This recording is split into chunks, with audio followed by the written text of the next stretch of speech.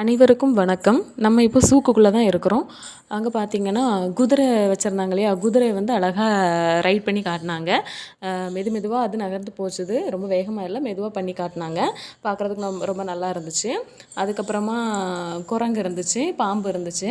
பாம்பை பார்த்தா படையும் அஞ்சும்னு சொல்லுவாங்க. இங்கே பார்த்தா குட்டி பசங்க எல்லாருமே பாம்பை பார்த்து பக்கத்துல தான் வந்து நின்னுட்டுருந்தாங்க.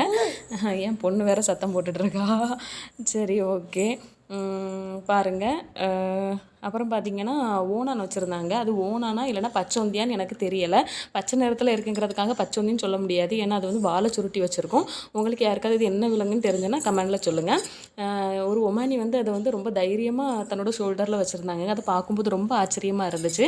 எனக்கு கொஞ்சம் பயமாக தான் இருந்துச்சு. இருந்தாலும் அதை பார்த்து என்னோடய வீட்டுக்காரங்களுக்கு அது கண்டிப்பாக ஷோல்டரில் வச்சே ஆகணுங்கிற ஒரு ஆசை வந்துடுச்சு. அவங்களும் ட்ரை பண்ணாங்க.